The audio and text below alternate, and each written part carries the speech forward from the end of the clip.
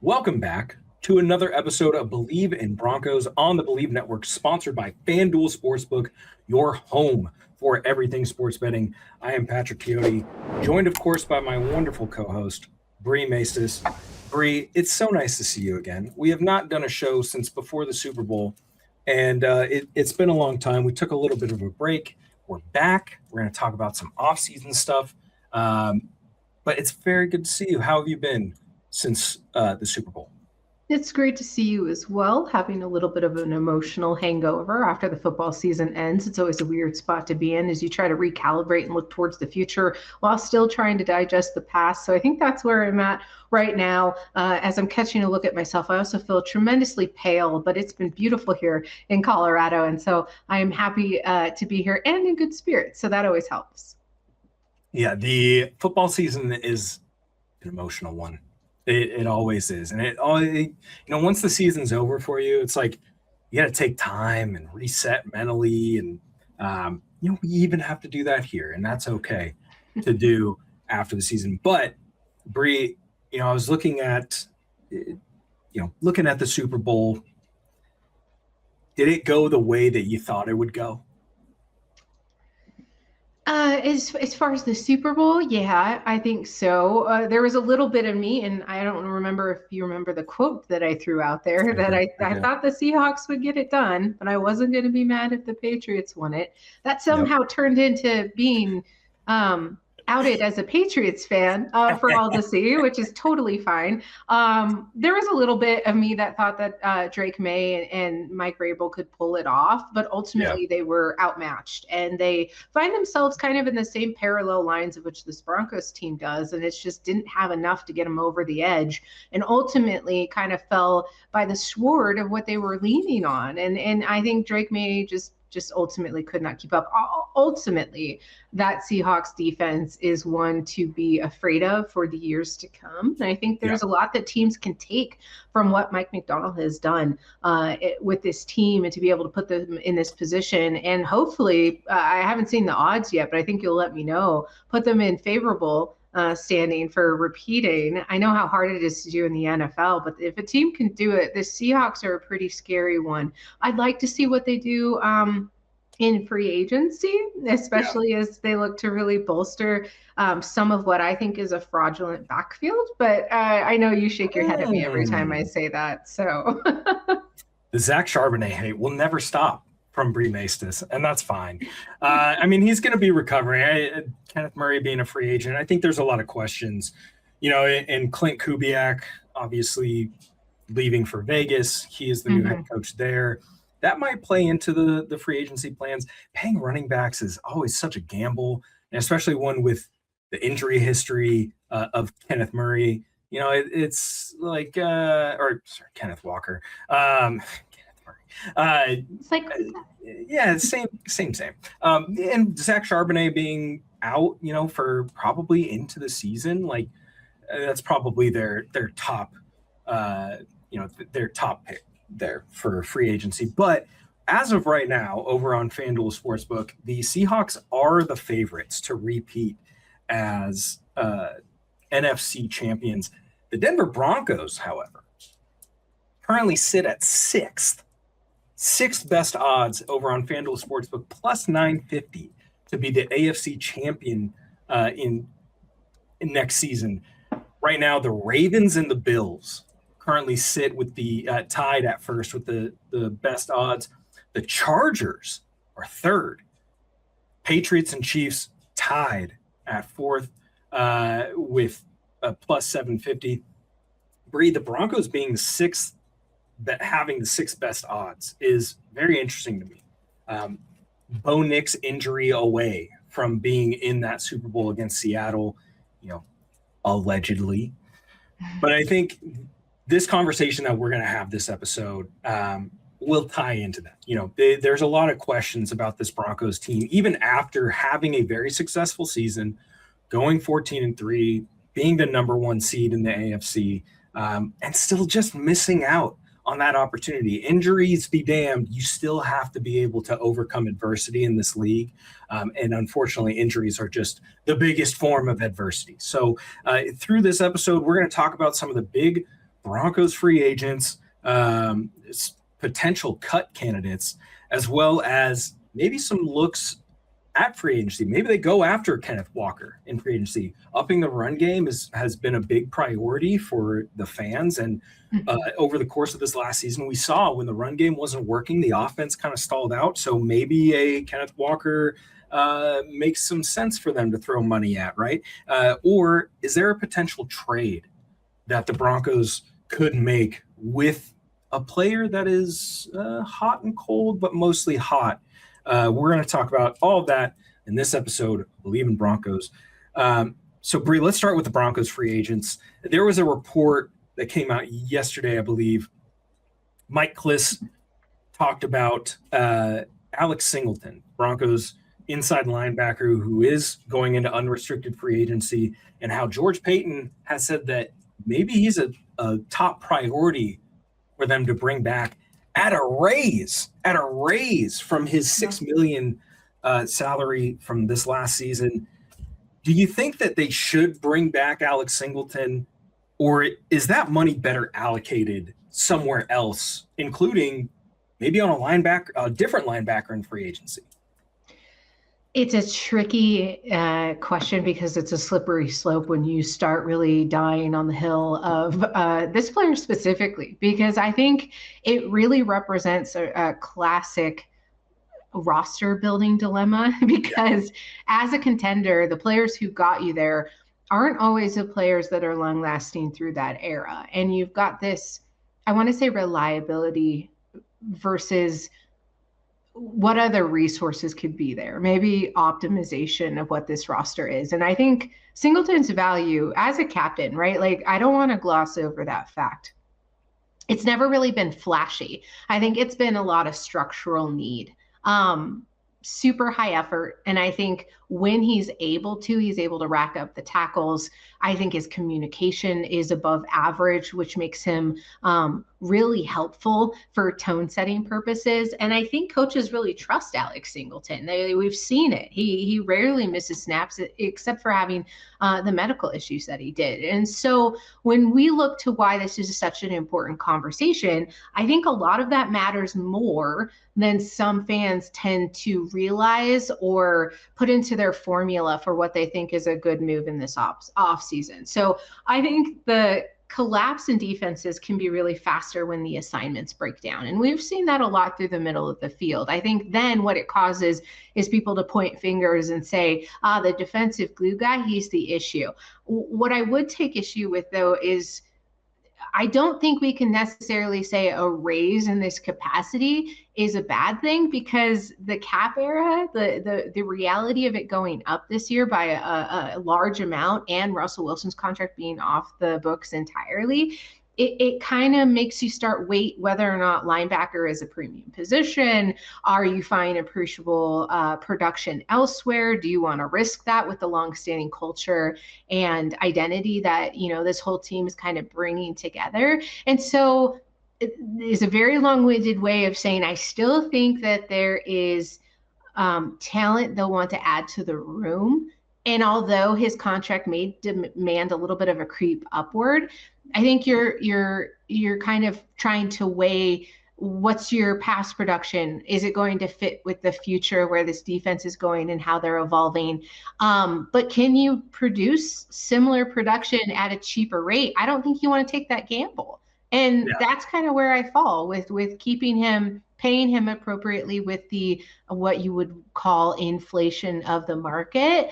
And ultimately, I would say he probably want to stay in Denver. I think he still becomes pretty underrated when you're looking at the amount of tackles. I just want to make this point real quick, that I want him making tackles in the middle of the field. And if he's chasing, it's because he's been in pursuit the entirety of the time. I think a lot of what we see is a funnel concept in which he is working towards the boundary with individuals. And so you're seeing a 10 to 12 yard gain instead of a over the top 25 yard. And so I just want to preface with, yes, I know sometimes it may look a little bit disjointed and sloppy, But I think I've convinced myself this is by design when you trust a player at that caliber. But Justin Strnad has been making some waves too, and his contract is going to start coming up here shortly. We have to have a conversation of it as well. But who's replacing the talent there? Not quite sure. Right. And I mean, you look at those two players, Strnad also going into unrestricted free agency. He came back last year on a one-year deal, and he's filled in now 2 years, 2 consecutive seasons where he's had to play a lot of snaps because guys are out with injury or, they're just not getting the job done. And he's been serviceable. I think at that value, he was fine. He's a fine run defender. He's not the best in pass coverage. Singleton is not the best in pass coverage either. And Strnad is 29. He's also getting up there Singleton is 31 going on 32. Strnad, 29 going on 30. Has never started a complete season. And so if the rumors are true that he wants to go somewhere where he can start and play those snaps, he's going to want to be paid like a starter. So what does that value look like? Well, probably between 9-12 million a year, right? So Singleton was making $6 million last year. We could probably, if that value is the correct barometer, then you're looking at like a 1 to 2 year deal for Singleton. That's around $9 million. And if that's what they want to do, I'm probably going to bring back the guy who has the green dot, who is the communicator. A lot of times we saw, those mishaps that happen in the secondary. Singleton is communicating during those plays. It's up to the other guys to actually execute on that communication. And you saw him quite a few times, laying into guys like Riley Moss, laying into guys like Jahdae Barron, who just didn't hear him, or PJ Locke, didn't hear him. That's leadership, that's veteran, that's, and he has come up big in a lot of time. Forced a fumble in the Buffalo game. That's massive. That's a massive shift. So do I want to bring him back at that high of a price tag, though, when I could go out and I could go get a Devin Lloyd, right, who is set to be the highest paid linebacker in this free agency class, or a Leo Chenal, who's probably going to get a big contract. He's probably going to be in that 10 to 13 range, but he's 26 years old and he's a stud, right? There are a lot of players in this linebacker free agency class, and we'll talk about that as well later, but it just makes it difficult. For all of the mishaps that happen and all of the, he is getting targeted a ton. Singleton is 18th in yards after catch, right? Allowed. He is allowing a passer rating of 109.6 when he's thrown to. So he is a target. I think that's an area where they have to get better. And the story is great. The leadership is so valuable to have, but there's a point where if something wasn't working, we got to figure out a way to make it better. So a slight bump, sure. A major bump to $9-10 million. That's where I kind of start to think maybe we could use that money somewhere else. Bri, there's another player who had injury history, was doing great for the Broncos before he went down with his injury, and he's also an unrestricted free agent, J.K. Dobbins. What do you think a J.K. Dobbins re-signing looks like? Do you think this is a longer-term deal, 2 to 3 years, or do you think this is another 1 year prove-it type of deal that maybe is incentive-laden? I thought you were going to ask another follow-up. I know. I thought about it, and then I was like, let's just start. 2 is already too many. 3 would have been overkill for my tiny little brain. As I was thinking about it, I was also considering, I happen to know who has the most injury waivers as they sign a Broncos contract. And so I was sort of going through my head of Yeah, it really does rack up. And unfortunately, not to make light of the situation, but J.K. Dobbins has been riddled with injury. I love that he was finding a resurgence in Denver. I absolutely Same. adore him as part of this roster. And it almost felt like a shocking universal slap in the face when he went down again with what happens to be a very freak and rare injury that just happened to take him out at the wrong time. Ultimately was trending in the top 3 for running backs in production, and you would hate to see a player of that caliber not be able to really finish and write their story. Ultimately, we hear it all too often that athletes' bodies tend to force them and tell them that it is their time. It's not their brain or their heart that is caught up with it yet. And so there's part of me that's very sentimental about this conversation, because I've seen, the heart of the individual. And I like to, on this show, very frequently call to the human element of everything, that there is also a consideration for J.K. Dobbins being this foundational piece, even though he's only been with the organization for a year now and wasn't able to complete a full season, that I think it's important to note what he's able to bring to the identity of the offense and their ability to really flourish. We saw how much the Broncos were unable to rely on that, and specifically as Bo Nix was really finding some momentum. So it was almost this unrequited love of, I would like to see that pairing. But the J.K. Dobbins conundrum is not the cap or the ceiling of where this running back room could really grow. I think it's this threshold of having that continuity that I talk so frequently about. I think that what he does fits in well. Durability has a history of shaping everything, but the positives here outweigh everything. He changes rhythm. He can carry the offense at times where you're not really anticipating it, and that takes a ton of pressure off of what Sean Payton and Bo Nix are going to be trying to do. And now with Davis Webb in the mix, I think that the familiarity and his explosiveness to a point are an expensive skill to have. I think they're a little bit rare when you talk about the caliber of running back that he is. Just ultimately, had he not been plagued with injuries, I think we'd be talking about a completely different career for J.K. Dobbins. And so while you still have that, I think it's a cost-effective and also right direction to go in as you try to bolster this. That does not mean that they stray away from spending large at this position. You just talked about the idea that there is this devaluation of running backs as they continue to grow older.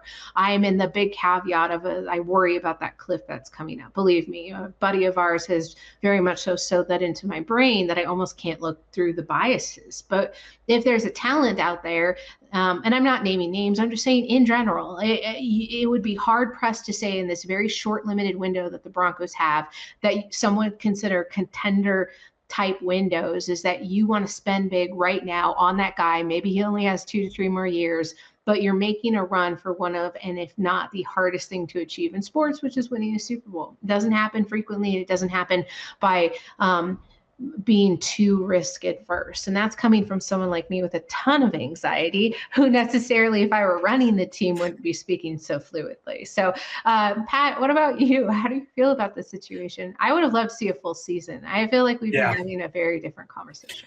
Well, I just crunched some numbers, and he only played 10 games, and he was tied with Jahmyr Gibbs for yards per attempt.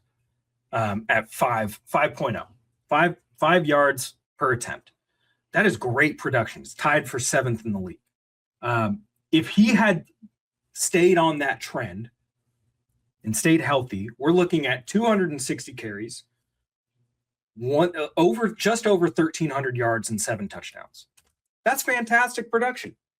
That's great production and no fumbles. So we're not turning the ball over. I think that this is a guy that can change the offense when he is healthy. If I'm the Broncos, I'm saying, okay, JK, the injuries are really unfortunate, and I'm really sorry about that. We have to protect ourselves. We want you back, but we got to protect ourselves as well. Now, you are free to test the market. Josh Jacobs could potentially be a casualty cut. So Green Bay will be looking for another running back. Vegas has Ashton Jeanty. Maybe they try to pair a guy like J.K. Dobbins with Ashton Jeanty. But if I'm Denver, I'm saying, okay, here's a 1-year deal around $7 to $8 million, okay, with a bunch of incentives. You get over 1,000 yards, you play over X amount of snaps, those will kick in, okay? If he loves the culture, he loves the team, there's nothing inside of me that says he won't stay for that. However, with the fact that there are certain free agents in this class that I would throw some money at, that's going to make it difficult. So I'm throwing that offer at him. As soon as free agency opens, I'm throwing that offer at him. And I'm saying, hey, we want you back. We want you to be a part of this team because we love the energy that you bring. You are a game changer. We want to see you healthy, and we want to see you play a whole season. If we have to protect you by going out and getting another running back, which I still think they do, that's just the way it's going to go. We need you to be a team player. I think that he's still 27 years old. He's about to be 27 years old. I mean, you've had all of these really bad injuries throughout your career. Is another team going to throw a massive bag at you? Probably not. Let's just face the facts. It could be a vet min contract. But I still think there's going to be a aspect of you got to prove that you can stay healthy. So I would love to have him back. I think a 1-year max would be like a 2-year deal that is just front loaded. I think that's probably the way to go. A couple other players that are going to be free agents, restricted free agents though. Jaquan McMillian and Alex Palczewski. What tender are you slapping on those guys? Really quick. What tender are you slapping on those guys? Get it done. I don't even care at this point. Like, what are you talking about? Two guys who have been just honestly though. Yeah. Why would you not at this point? I know you asked a very specific question, but I think it's very important to call out these two individuals very succinctly, is that Jaquan McMillian absolutely could be considered an MVP of the defense. And I've been on this weird track for a long time. And I think that has been instrumental in the growth of a lot of the younger guys as well. I mean, he's not necessarily one of the old hens in the house, but not a spring chicken either. I think what has been able to bring to this locker room is just, you can't replace it. And Palczewski, when we talk about offensive line depth, how important is it to have a guy like that who's been able to step in at a moment's notice and be able to not cause a huge ripple effect around the protection of your quarterback in general, and then ultimately does it in which all of his teammates are very high on him. So do the thing. I do realize though that is against kind of the best business management of a team. And again, I already caveated that with the idea that I shouldn't be running it. I'm not a general manager, but do it. Extend them right now. Why wait for these markets to fluctuate?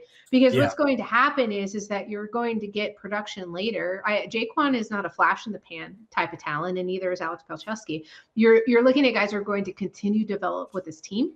And you don't want to be paying later for that. And I think the smart move for me, unless, lost a couple of brain cells here in the last couple months, is that you do it now and you don't wait when you have that type of talent. Yeah. I think with Palczewski too, and I'll kind of tie this in, I think you have to get a deal done, because there's a strong possibility that you're cutting Ben Powers. And Palczewski, in my opinion, he has shown that he could be a starting caliber left guard in this league. Very flexible, can play multiple positions across the line, but I think he was perfectly fine starting for Ben Powers. Get on top of that deal now, so you're not paying like super big money to a guy that hasn't started a full season. So sign him to a 2 or 3 year extension, get that deal done relatively cheap, not too expensive, and see what you have in him. right? You can draft somebody too who you want to develop, or just wait for the, other markets to open up. But you have a good thing. He is a good player. Keep him in the building. Same with Jaquan. I think they have to get a deal done with him, especially if Riley Moss is actually on the trade block. He's going into the last year of his deal. Do you extend him? Probably. You just spent a first-round pick on a corner. I don't see them extending him. I think right now you're in a spot where you probably have to trade Riley Moss. Otherwise, you're going to be stuck paying him. Now, if you want to pay him and you want to keep him, fine. The penalties, whatever. He's a very good player. He is a very good player. You just spent a first-round pick on a corner. You want to see what you have in that guy. You got to give him the opportunity to start. I could see Riley Moss being shipped off to somewhere. Is it to the Eagles for A.J. Brown? I don't think so. I don't think that is what is going to happen. I think it ends up being, they trade him for like a third. If they can swing it, if you can get a late second for Riley Moss, hey, I'll take that. I'll take that deal any day, because they're the ones that are going to have to end up paying him. Right. So I think that's a very realistic thing. You keep Jaquan in the building. You have Jahdae Barron, 4 years of control still with the 5th-year option. And you have cost-controlled corner play. Again, you had Riley Moss on a really cheap deal. You're going to have to extend him. I say I don't want to, but the writing's on the wall. Bri, a couple other names here that we'll talk about is potential trade. I mentioned Ben Powers. He is probably going to get cut. They will save a ton of money, and injuries, performance have not lived up to the standard. Dre Greenlaw. I've heard rumors, I've heard rumblings that maybe it's a one and done. Do I want it to be? No. I think that there's still something there. He's only 28 years old, right? But dealt with injuries this last season, was kind of slow coming back, admitted to not being able to understand the defensive scheme as well as he probably should have. Do you think that it's a one and done, or do you think they can convince him to restructure his deal and get a little bit more money in their pockets? Honestly, if it's the choice between the two, I think you try to get a deal done where he's here for longer than just one and done. There was a lot of hoopla around the introduction of him and Hufanga to this team, specifically their chemistry, the type of players that you want to have on this defense. And ultimately, I think you miss out. I don't love a whole lot of variability year to year when you're looking at potential growth, especially in important considerations like this. But it would go against what I've been saying of you just swing away right now in the Super Bowl period. So it really does depend on what the Broncos are able to get done here through this offseason.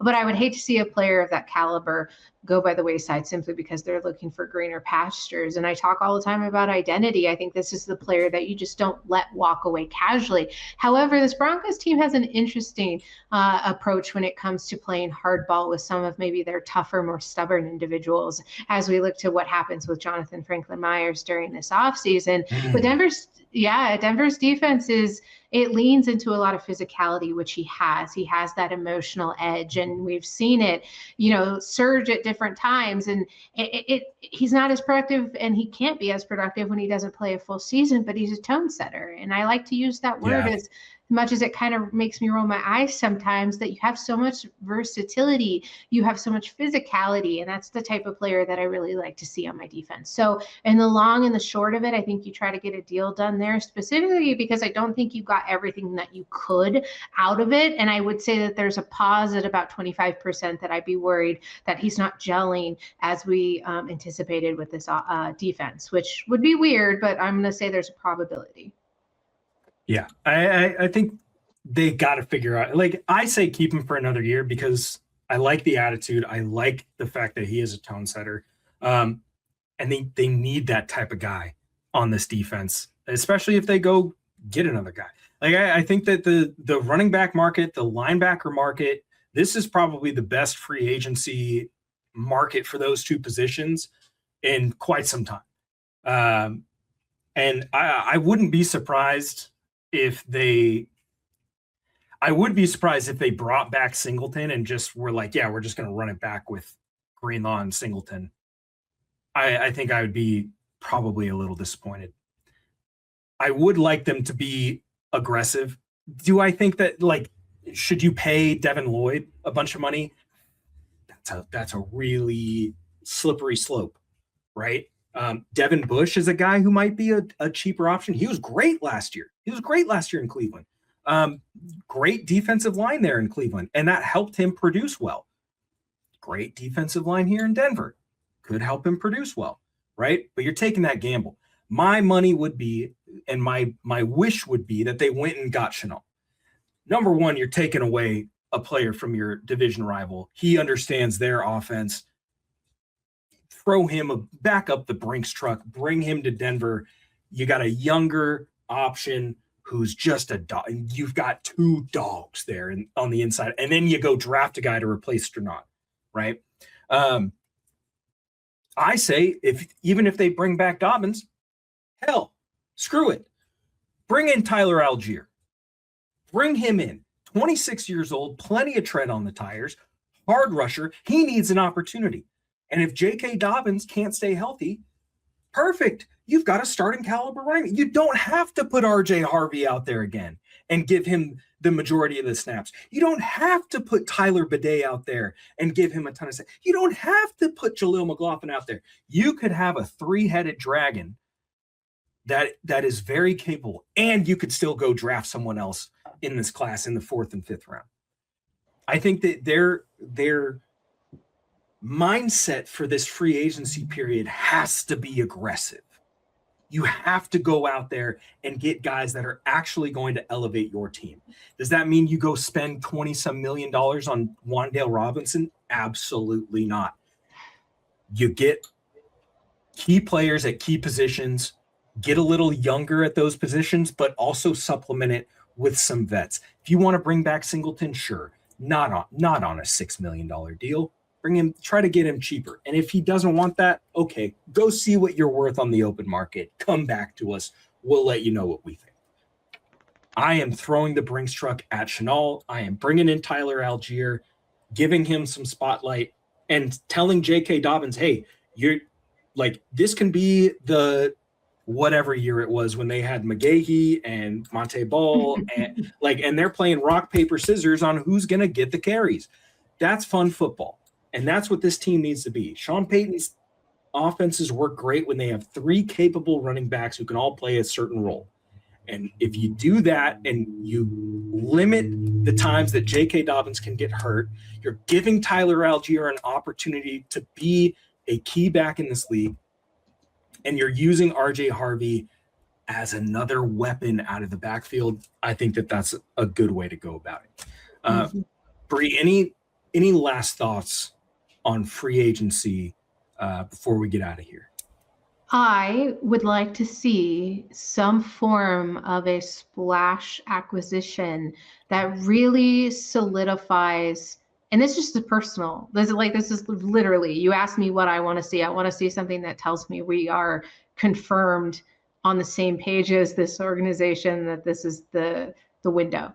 Right. And I think when you make it to the AFC Championship, that's about as close as you get to a confirmation. But you need to start making the acquisitions that back that up. You have to start seeing the ownership group put their money, which they have zero complexes about doing when it comes to the state of the field, the fan and player engagement and satisfaction. Now it's time for the talent on this roster to continue to grow. I have become a little bit jaded by the idea that they've got everything in place that they like and they like where they're at. I don't believe it anymore. And I think that it is an interesting concept to keep team morale high, which I ultimately am always 100% going to be like, I dig that. I'm good with that. But this off season is now confirmation.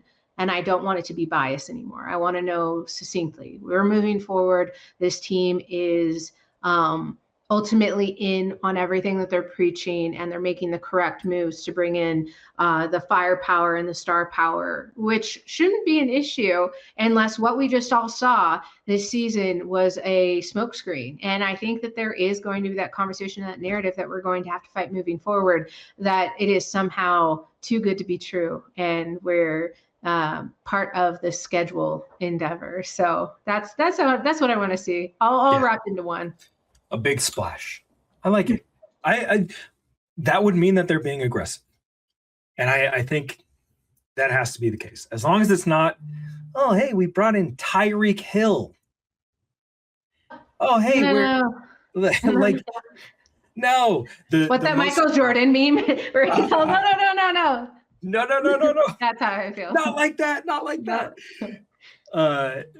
It would be hilarious if they signed Russell to a vet min contract. Yeah, come back. Would you like some more Penners? And then cut him. Cut him after the preseason. Cut him again. How upset would people be? I think that I don't think Kenneth Walker is a splash for me. I'm just gonna you are wild for that. The fact that you would stand here and say that, like, why? Because you were falling to the Collinsworth camp of he can't catch a ball. Like, are no. Why is it not? It's the fact that it's a splash in the like optics of it, but in my eyes, it's like, well, crap. We just tied a bunch of money to a guy that it plays at a really premium position, but it has also dealt with serious injuries over the last couple of years that have held him out of games. Now, if he's healthy for the playoffs, fantastic. That's great. But we're also running back position is a cannonball through brick walls all the time. I know that. A running back who's not injured ever. I mean, yes, that's fine. But like, if we're talking about like million and all the guaranteed money, and like, it's just like are you going to get the same production as Kenneth Walker from Tyler Algier? I don't know. Can you give him the same amount of carries? But like, it's just in my eyes, that's like the slippery slope. It's like paying Christian McCaffrey a ton of money at this point in time. You know what I mean? Like, it's like, oh, hey, we got Christian McCaffrey. He's only going to play in 4 games, but we're going to pay him $20 million guaranteed. Sure. I would be remiss. I think Kenneth Walker is a great player, but it's got like Le'Veon Bell style of contract. Do you feel the same way about Breece Hall? Because they're comparable when you're looking at I do. Wild. I do. So you're trying to skim off your risk with paying a lower tier running back, hoping you somehow can commit to the run game. I get it. Give me J.K. Dobbins and Tyler Algier in the backfield, and I want to see it. I do. I think you thrive. With RJ Harvey as your gadget, whatever back. Yeah. Just don't let him throw any more passes. That is going to do it for this episode. Next episode, we'll probably talk about some draft prospects, talk about some of the big holes that the Broncos have on their roster going into free agency. And we're going to ignore free agency. We're going to pretend that free agency isn't even going to happen. And we're going to talk about which draft prospects probably fit the best for the Broncos going into next season, which ones can help elevate this team. Make sure that you follow us on social media at Bri Maces 303, at Patrick Chiotti. Follow at Believe Network as well, and at FD Sportsbook, our sponsors, FanDuel Sportsbook, your home for everything sports betting. That is going to do it for us. Thank you so much for listening, and go Broncos. Go Broncos.